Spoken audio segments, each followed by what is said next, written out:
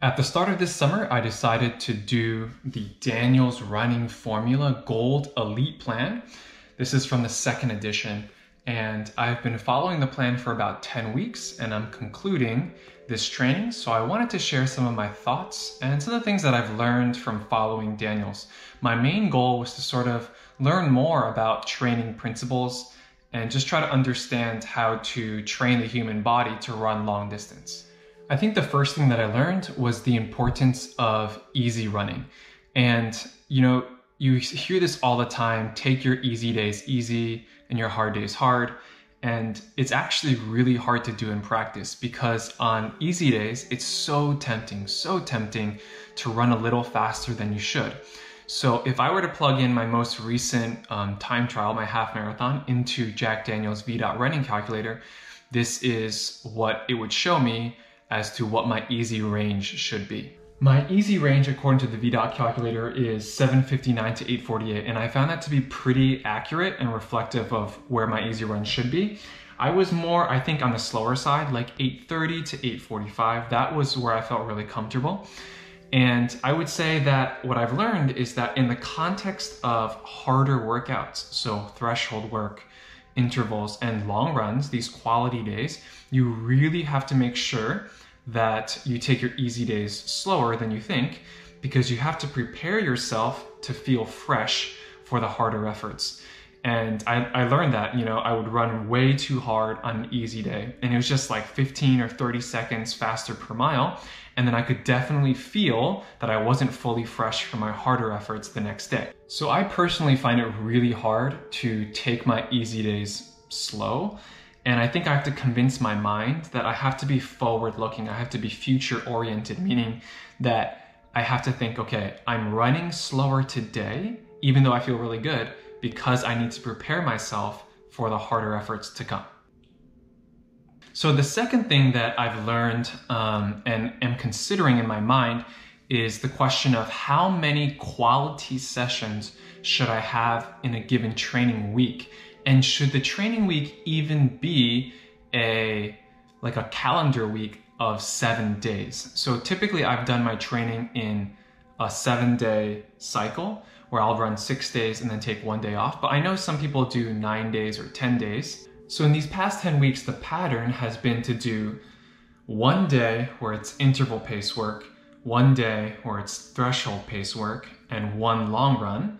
And then the other 3 days are easy days to recover.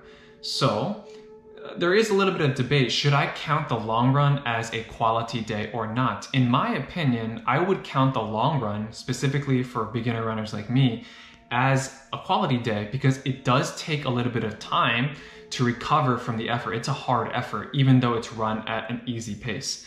So the 2-hour long run, in my opinion, should be considered a quality day. So given that framework, there were 3 quality days and 3 recovery days in my training week. And the question is that suitable for a runner? Should you be doing 3 quality days in a week? Potentially, as a beginner runner, someone who's new to more intense training, doing 3 quality days is a little too much and it could potentially lead to injury. So in the future, I think that I'm leaning towards doing this. I would do maybe 2 quality days. So maybe like 1 day where it's interval pace, 1 day long run. And then the next week I would do 3. So 1, for example, threshold, 1 interval pace work, and then 1 long run. So I would alternate basically between 2 quality sessions and 3 quality sessions per week, something like that. So there would be 5 quality sessions within a 2-week time frame. Similarly, if I didn't want to do 3 hard sessions in a week, I think what I could do is do like 1 harder effort on 1 day and then do the long run, but then inside the long run, embed some, faster miles inside the long run so that you're running hard only 2 days, but you're sort of embedding some speed work into the long run. That's another idea, so that it's 2 quality days instead of 3. Perhaps that would reduce the training load so that you have more time to recover. The third thing that I learned this summer was the importance of the long run. So every week there's a 2-hour long run, and in the beginning I honestly could not finish. It was just too long. I've never run for 2 hours and I just wasn't able to finish. And so over the course of several weeks, I got better and better. And now I feel like I could run 2 hours at a decent pace. And I'm learning to really like the long run. Now, here's the thing. If we go back to my 2020 running log, my training log, if you look at the first couple of weeks of 2020, I was running maybe 50 to 55 miles per week. And a lot of it was just easy running. But what you'll notice in all of these weeks is there is no long run. Basically, my longest run was 9 or 10 miles.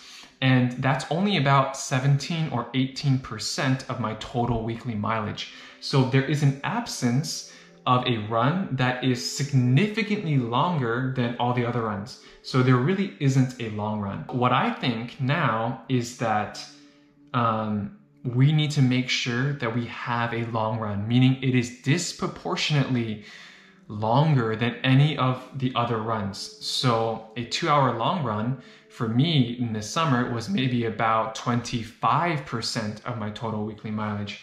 So I think that's really important. There has to be one run that is significantly longer than all your other runs. You know, it doesn't have to be 2 hours, I think, but compared to all your other runs, one run should be significantly longer. The fourth thing that I learned this summer is the importance of incorporating strides. So prior to this summer, I didn't really do many strides, but in this plan, maybe once or twice a week, there were 6 strides before or after a workout. And I found that the strides are really helpful actually in making me turn over my legs and focus on good running form. And I think the benefit of that was I improved my mechanics, and that actually helped me stay away from injury. The fifth and final thing that I learned this summer is that running is really, really precise. And this is something that I'm still struggling with. So I just wanted to show you some examples of what I'm talking about with the interval pace and tempo pace as designated by the VDOT tables. So let's say that you are a 5K runner that has a PR of 21:44. So you're running your 5K race pace at 7 minute per mile pace. So your VDOT is 45. That means that your interval pace is 6:52.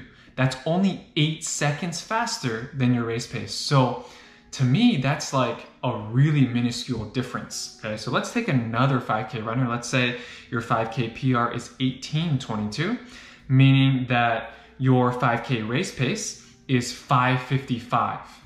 Okay, the interval pace designated by the VDOT table is 5:49, which is per mile, which is only 6 seconds faster than your race pace. So my question is, why not just train at 5K race pace? Or is interval pace essentially 5K race pace? Then let's talk about threshold pace. So if we go back to the 21:44 5K runner, so 7 minutes per mile at 5K race pace, that person's threshold pace is 7:25, so 25 seconds slower.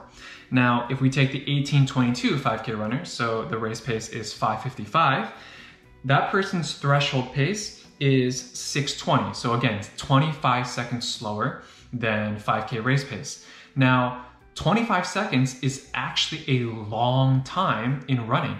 Like, let's say I'm supposed to run at 6:25. It's really hard for me to find 6:25, so I end up running faster than I should. I end up running at like 6 minute per mile pace, and then I struggle to find that 6:25 pace. So it's really easy for me to conflate interval pace with tempo pace. I guess this is just something that comes with experience, but I would maybe leave interval pace where it is, and then I felt like tempo pace was really fast in the Daniels VDOT table. So maybe taking, instead of 25 seconds slower, maybe 30, 35, or even 40 seconds slower. If we can aim there, I think that would help me distinguish interval versus tempo pace a little bit more.